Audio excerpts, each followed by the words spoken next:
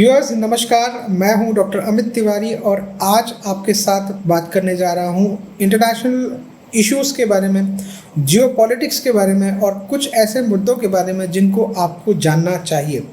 मित्रों, वर्तमान में दुनिया भर में जो घटनाएं हो रही हैं, जिस तरह के इवेंट्स हो रहे हैं या जिस तरह का परिप्रेक्ष्य चल रहा है, उसमें दुनिया के होने वाले आगामी कई इवेंट्स छुपे हुए हैं। मसलन अगर हम यूरोप की बात करें तो यूरोप के अंदर बहुत सारे परिवर्तन आ रहे हैं। वहाँ के इलेक्टोरल प्रोसेस से होते हुए नई सरकारें वहाँ की कंट्रीज़ देख रही हैं। इन नई सरकारों के बीच में आने के बाद वहाँ के सिस्टम और वहाँ की फॉरेन पॉलिसीज़ या वहाँ के ट्रेड रिलेशंस बदल रहे हैं।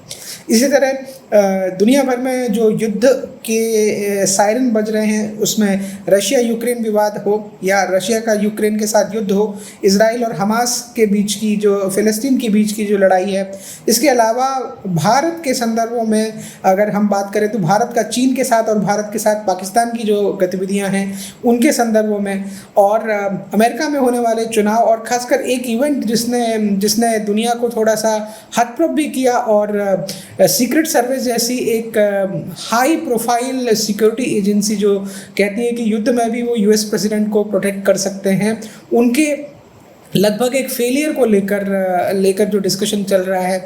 अजरबैजान में भारत के खिलाफ आवाज़ बुलंद की है कश्मीर को लेकर। वो पाकिस्तान के अलावा या कुछ और कंट्रीज़ के अलावा अलग कंट्री है जिसने भारत के विषय में इस संदर्भ में कहा है। उधर फ्रांस में कट्टरपंथियों ने पूरे फ्रांस को जलाया हुआ है। साथ ही साथ वहाँ पर पेरिस ओलंपिक जो है होने वाला है महज कुछ ही दिनों में। तो ये सारी घटनाएं हमें किस तरह से प्रभावित करती हैं, हमारी अर्थनीति को, हमारी विदेश नीति को और हमारे अपने संदर्भों को। तो एक एक करके इस पर थोड़ा थोड़ा विश्लेषण करते हैं, थोड़ी थोड़ी चर्चा करते हैं। मैं हूँ डॉक्टर अमित तिवारी और इस चैनल पर मैं इस तरह के कॉन्टेंट को लेकर आता रहता हूँ। तो सबसे पहले रिक्वेस्ट है, अगर आप इस चैनल पर नए हैं तो इस चैनल को सब्सक्राइब करें, वीडियो को लाइक करें और शेयर करते हैं। मित्रों, जब हम जियोपॉलिटिकल इश्यूज़ की बात करते हैं तो सबसे पहले हमें पता चलता है कि दुनिया भर में जो भी इवेंट घट रहे हैं उनकी हर एक कंट्री पर या सब कॉन्टिनेंट पर उनकी छाप होती है, उनका असर होता है। डोनाल्ड ट्रंप के ऊपर 13 जुलाई को एक पेंसिल्वेनिया में एक प्रेसिडेंशियल डिबेट के दौरान एक शूट आउट हुआ और 7 गोलियां बताया जाता है चली, और इन 7 गोलियों में मैं लकीली इसलिए कहूँगा कि प्रेसिडेंट को कान से छूते हुए गोली, जैसे मेरा यहाँ पर कान है, वहाँ से छूते हुए गोली ट्रिगर करके निकल गई, और ये असॉल्ट राइफल जो हाईएस्ट प्रोटोकॉल रिलेटेड वेपन्स है उस राइफल से चलाया गया। मारने वाला महज एक 20 साल का एक शूटर है जो शायद किसी शूटिंग रेंज में लर्निंग कर रहा था। पता नहीं इस बंदे का माइंडसेट क्या था, या किसी के प्रायोजन में इसने एक्स प्रेसिडेंट ऑफ अमेरिका को शूट किया, या एक पॉलिटिकल बैटल है। इसके अगर हम मायने समझें तो पॉलिटिकल मैप में बहुत सारे इश्यूज़ हैं। इस पर लेकर मैंने कई और वीडियोज़ में कुछ चर्चाएं करी हैं, लेकिन अमेरिका को लेकर या अमेरिका में बाइडेन की नीतियों को लेकर या ट्रंप की नीतियों को लेकर दुनिया भर में बड़ा हतप्रभ है, और इस शूट आउट को लेकर दुनिया भर में जो इंटरनेशनल कम्युनिटी है उसके टॉप लीडर्स की जो है सिक्योरिटी को लेकर कहीं ना कहीं कुछ इश्यूज़ हैं। एक मुद्दा ये भी उठता है कि जो सीक्रेट सर्विस है शायद वो अपनी रिलायबिलिटी खो चुका है। उस तरह के प्रेसिडेंशियल अटैक के बाद शायद उस संस्थान की या उस ऑर्गेनाइजेशन की, जिस ग्रुप की वो बात करते हैं, शायद उसकी जो क्रेडिट है बड़े बड़े लेवल पर नीचे आती है। साथ ही साथ इस घटनाक्रम को अगर हम समझें तो हमें समझ आता है कि ये घटना वैसी नहीं है जैसी हम इसे देख रहे हैं। बताया जाता है कि इस इवेंट के वीडियो के मल्टीपल इंटरप्रिटेशंस होने के बाद दुनिया भर में कई तरह की खबरें हैं। एक खबर ये भी है कि शायद ये बाइडेन की तरफ से कराया गया है। एक खबर ये भी है कि ट्रंप ने खुद के लिए ऐसा किया है। लेकिन इसके विश्लेषण में हम ये पाते हैं कि दूरगामी जो जियोपॉलिटिकल इश्यूज़ हैं उनका असर अलग अलग कंट्री पर्सपेक्टिव में पड़ता है। एक इंटरप्रिटेशन इसका ये है कि दुनिया के लोगों को अमेरिका जब ज्ञान दे रहा था तो साथ ही साथ इंडिया जैसे कंसर्न कंट्री के अंदर जब उन्होंने इस अपनी बात को रखना चाहा तो इंडिया के चुनावी मुद्दों पर जब बहस होती है तो गाए बगाए जिस तरह की चर्चा हमारे भारत में की जाती है वो चर्चा का स्तर उतना नहीं होता। अमेरिकन उसको लेकर हमें क्रिटिसाइज़ करते रहे। लेकिन रीसेंट जो जनरल इलेक्शन इलेक्शन है प्रेसिडेंशियल कैंडिडेट के लिए अमेरिका में, उसमें जिस तरह की डिबेट का स्तर हो गया है बाइडेन की हेल्थ को लेकर या बाइडेन के तरफ से, बोथ रिपब्लिक और डेमोक्रेट्स में जिस तरह की चर्चाएं हो रही हैं वो एक अलग स्तर की हैं। इसी के साथ साथ इस बात पर भी चर्चा की जा रही है कि जो सिक्योरिटी इश्यूज़ हैं वो बनाए गए हैं या उसको लेकर आर्टिफिशियल इंटेलिजेंस से प्रेरित कुछ वीडियोस सामने आ रहे हैं, जिसमें बाइडेन के खिलाफ जब ट्रंप प्रचार कर रहे थे तो गोली लगी, उसके बाद वो हंसते मुस्कुराते नजर आए।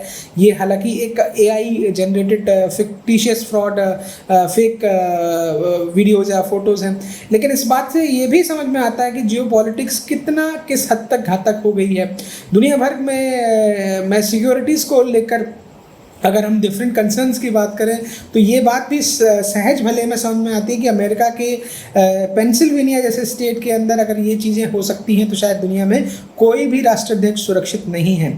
लेकिन क्या अमेरिका अपना स्टेटस सिक्योरिटी स्पेसिफिक कंट्री खो चुका है? क्या वहाँ की जो पॉपुलेशन है या पब्लिक है उसके अंदर फेथ नहीं रहा उनकी सिक्योरिटी एजेंसीज़ को या गवर्नमेंट के अंदर? क्या यूनाइटेड स्टेट्स ऑफ रशिया, यानी जो रशिया अब नहीं रहा, जो आज वर्तमान रशिया, वही एक सुरक्षित देश रह गया है? चाइना के अंदर अगर हम बात करें तो कुछ अलग जियोपॉलिटिकल इश्यूज़ हैं। भारत के प्राइम मिनिस्टर बीते कुछ समय में रशिया से जाके मिलते हैं, यूक्रेन उससे दुख मनाता है और भारत की निंदा करता है। साथ ही साथ भारत इस विषय में भी थोड़ा सा चिंतित नज़र आता है कि रशिया जो है भारत के साथ अपने संबंधों को लेकर भारत के प्रति रशिया का रुख चीन के प्रति उनके रवैये से कितना प्रभावित होता है। शायद एक गुप्त मंत्रणा ये भी थी। फ्रांस में अभी जो जनरल इलेक्शन होने जा रहे हैं इनमें हो चुके हैं, माफ़ कीजिएगा, उसमें जो परिणाम त्रिशंकु पार्लियामेंट के तौर पर देखने को मिला और उस पार्लियामेंट के बाद जिस तरह की आगजनी, जिस तरह की का विध्वंस देखने को मिल रहा है, क्या भारत में भी इस पैटर्न को हम देख चुके हैं? और लिबरल्स की सरकार आने के बाद क्या यूरोप का जो एक तरह से एक वर्डिक्ट है वो कम होगा, यूरोपियन यूनियन की जो इम्पोर्टेंस है कम होगी? उस लिहाज से अगर हम देखा जाए तो जियोपॉलिटिकल इश्यूज़ के अंदर यूनियन ऑफ यूरोप के अंदर कहीं ना कहीं कुछ इंक्लूजन्स या एक्सक्लूजन्स हो सकते हैं। बनिस्बत इसके कि यूरोप का स्टैंड रशिया के प्रति शायद संवेदनशीलता के साथ साथ बहुत ज़्यादा डोमिनेंस का रहने वाला है। वो रशिया के चैलेंज को स्वीकार नहीं करते। साथ ही साथ रशिया को लेकर दुनिया भर की पॉलिटिक्स में इंडिया से इतर अगर बात करें तो बहुत ज़्यादा रशियन को सपोर्ट करने वाले कंट्री नहीं है except other than that of China. लेकिन चाइना को लेकर दुनिया की चिंताएं शायद ज़्यादा घातक हैं और अमेरिका को भी अभी ये समझना पड़ेगा, समझ रहा है अमेरिका कि शायद रशिया को लेकर उनकी नीतियाँ अलग हैं। और इसको लेकर ट्रंप को लेकर जो सिचुएशंस हैं, ट्रंप एक फौरी अपने इंटरव्यू के अंदर या अपने प्रेसिडेंशियल डिबेट के अंदर कहते हैं कि यूक्रेन में का युद्ध वो एक दिन के अंदर बंद कर सकते हैं। और इसको लेकर जब उन्होंने डिबेट किया तो शायद बाइडेन को उन्होंने अनुत्तरित छोड़ दिया। बाइडेन के पास जवाब नहीं थे या उनकी हेल्थ का इशू है, जो कुछ भी है। लेकिन जब ट्रंप ने राष्ट्रवाद की बात की, उन्होंने कहा ठीक है कि हम रशिया की खिलाफत करते हैं लेकिन यूक्रेन को अपने टैक्स पेयर के खर्चे पर हम पैसा पहुंचाकर अगर युद्ध के लिए उकसाएंगे तो युद्ध होता रहेगा और शांति नहीं आएगी। हमें किसी के एंड पर पीस को अवेल करना पड़ेगा। और इसका एग्जांपल उन्होंने दिया कि 20 साल वहाँ पर अफगानिस्तान में अमेरिकन ट्रूप्स ने रहकर क्या हासिल किया, और ये एक बड़ी बात है। इसको लेकर अगर हम एनालिसिस करें तो $2 ट्रिलियन अमेरिका लगभग वहाँ पर खर्च कर चुका है और अपनी 2 पीढ़ियाँ दे चुका है। इसके अलावा अमेरिका को फ़ायदा क्या हुआ, यानी टैक्स पेयर का पैसा इस तरह से खर्च किया गया। और अगर हम लॉबिंग सिस्टम की बात माने तो वहाँ पर देखने को मिलता है कि अमेरिका के अंदर जो $1 खर्च किया जा रहा था उसका कहीं ना कहीं फ़ायदा उन अमेरिकन कंपनीज को था जो लॉबिंग करते हुए अमेरिका की डिफरेंट डिफेंस सेक्रेटरी या मिनिस्टर्स या प्रेसिडेंशियल कैंडिडेट्स को मदद करते रहे। तो एक आम अमेरिकन के लिए जो जद्दोजहद कर रहा है कोरोना के बाद, उसकी सिचुएशन वैसी नहीं है, उसके लिए कंट्री अब उतना सेफ नहीं है। पेंटागन के अंदर जब हमला हुआ था 2001 में तो ये कहा जा रहा था कि ये शायद पहला और आखिरी हमला होगा। उसके बाद आए दिन जिस तरह की घटनाएं हो रही हैं, ऐसा नहीं है कि अमेरिका के अंदर पहला कोई प्रेसिडेंशियल अटैक है। इस तरह के अटैक पहले भी होते आए हैं और बहुत पुरानी परंपरा रही है। कई प्रेसिडेंट वहाँ पर हताहत भी हुए, उनकी हत्याएँ भी हुई हैं। लेकिन ये जो गेम है क्या प्रेसिडेंशियल इलेक्शन में ट्रंप को जिताने वाला है। अगर ये बात भी की जाए कि ट्रंप को जिताने वाला हो सकता है ये स्टेप, तो ट्रंप क्या इसके लिए खुद ऐसा कर रहे हैं? मैं नहीं मानता, क्योंकि ट्रंप के जैसा जो सीनियर लीडर है वो अपने लिए इतनी रिस्क नहीं लेगा। जिस लड़के को पकड़ा गया है, जिस तरह की सिक्योरिटी सर्विसेज के ब्रीचेस हैं, वो पुलिस वहाँ पर उपलब्ध संसाधनों के बावजूद भी उस लड़के को देखती है लेकिन कुछ कहती नहीं। शायद उसका उनकी मजबूरी उस 10 या 15 मिनट के टाइम में रही होगी कि हम शायद सिचुएशन को सीज करें। लेकिन अगर आपके एक्स प्रेसिडेंट को कुछ हो जाता तो क्या होता? इसके जियो पॉलिटिकल इश्यूज़ क्या है? अमेरिका की ताकत कम होने से दुनिया भर में जो मिलिटेंसी है या ऐसी ताकतें हैं जो आतंकवाद को प्रायोजित करती हैं, उनको लेकर किसको चिंता है और कौन क्यों चिंता है? इसके अलावा अजरबैजान जैसे कंट्री पाकिस्तान के सुर में सुर मिलाते हुए ये कहते हैं कि भारत का कश्मीर राग जो है जेन्युइनिटी को रेफर करता है। तो क्या कजाकिस्तान को लेकर रशिया के संबंध और रशिया के प्रति भारत के संबंधों को हम क्या दोबारा से रिफ्रेम करते हुए देखेंगे? उधर ब्रिटेन के अंदर जो इवेंट्स हो रहे हैं, उन इवेंट्स के अंदर हम देखते हैं कि भारत के मूल से होते हुए एक भारतीय को जब प्रधानमंत्री का पद मिला, उसके बाद ब्रिटेन में जब चुनाव हुए और चुनाव के बाद आप देखते हैं कि वहाँ पर भी इस तरह की सरकार बनी है जिसके अंदर कीर स्टारमर जो है प्राइम मिनिस्टर बने हैं और उनकी पॉलिसी यूरोप को लेकर, यूरोपियन यूनियन को लेकर क्लियर है, लेकिन वो भी रशिया के प्रति अपने रुख को थोड़ा सा बदल या नरम कर रहे हैं। तो क्या आगे आने वाली जो दुनिया की जो इश्यूज़ हैं वो रशिया के इर्द गिर्द घूमेंगे? क्या यूक्रेन रशिया के युद्ध की पूर्णाहुति होगी, या यूक्रेन की ईगो को जो यूरोपियन पावर्स हैं या सुपर पावर हैं जानबूझकर उगाए हुए ताकि जो हथियारों की कंपनीज हैं या उनके जखीरे हैं उनको बेचा जा सके और उनसे अपने पॉलिटिकल इश्यूज़ को एड्रेस किया जा सके? और इस मुद्दे पर अमेरिकन बड़े नाराज़ हैं। अगर हम इंडियन सब कॉन्टिनेंट की या इंडियन कॉन्टिनेंट की बात करें तो दोनों ही एशियन कॉन्टिनेंट की बात करें तो हम दोनों ही हलकों में पाते हैं कि भारत और पाकिस्तान और सार्क के अंदर भी माहौल वैसा नहीं है जैसा पहले था। इंडिया में जो पीस बिल्डिंग मेजर्स हैं उस मेजर्स को सब कॉन्टिनेंट के अंदर बहुत सारी कंट्रीज उसे फॉलो कर रही है, लेकिन चाइना और पाकिस्तान उससे अलग तरह से एड्रेस कर रहा है। हालांकि चाइना की रिक्वायरमेंट अगर ट्रेड के तौर पर देखी जाए तो भारत और चाइना दोनों एक दूसरे को एड्रेस करते हैं। तो इस तरह के जियो पॉलिटिकल इश्यूज़ के अंदर दुनिया भर में जो भ्रम की स्थिति फैली हुई है, उस भ्रम की स्थिति से दुनिया को उभरना पड़ेगा। व्यापार को लेकर या फिर व्यवधान जिसे हम ट्रेड बैरियर्स कह सकते हैं, और इसमें छुपे हुए कहीं ना कहीं कुछ डिस्प्यूट्स हैं, जो वॉर इश्यूज़ हैं, वॉर हिस्टीरिया पैटर्न्स हैं, उनको लेकर भी हमें बचने की आवश्यकता है। अमेरिका की अगर हम बात करें तो अमेरिका के अंदर जो आगे आने वाले प्रेसिडेंशियल इलेक्शन हैं उसमें ट्रंप का जीतना या बाइडन के का शायद उतना हेल्दी ना होना, और हो सकता है उनकी कैंडिडेचर को, उस पार्टी के कैंडिडेचर को खराब करे।